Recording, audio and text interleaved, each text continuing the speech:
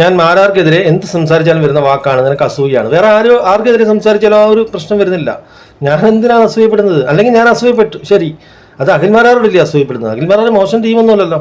പക്ഷെ അയാൾ ഇപ്പൊ കാണിക്കുന്ന മണ്ടത്തരങ്ങൾ, ഒരു സ്വയം കോമാളിയാവാൻ ശ്രമിക്കുന്നത്.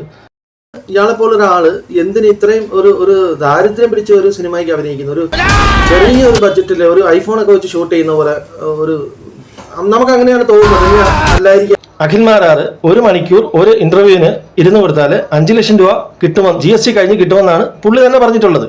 ഞാൻ ഈ സിനിമയുടെ ഡയറക്ടറെയോ അല്ലെങ്കിൽ പ്രൊഡ്യൂസറെയോ ഒരിക്കലും പരിഹസിക്കുകയല്ല. ചെറിയ ബഡ്ജറ്റിൽ നിങ്ങൾക്ക് അതേ പറ്റുള്ളൂ, നിങ്ങളുടെ പടം വിജയിക്കട്ടെ, ഹിറ്റ് ആവട്ടെ.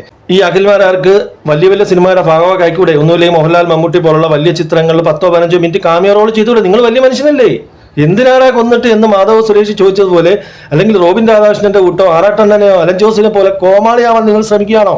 പിന്നെ ഞാൻ അഖിൽമാരാർക്കെതിരെ പറയുമ്പോൾ മാത്രമാണ് എല്ലാവരും പറയുന്നത് എനിക്ക് അസൂയാണ്, ഇതൊന്നും എറിക്കുന്നില്ല, ഈ ട്രോളൊന്നും എറിക്കണ്ടാന്നേ, കുഴപ്പമില്ലെന്നേ.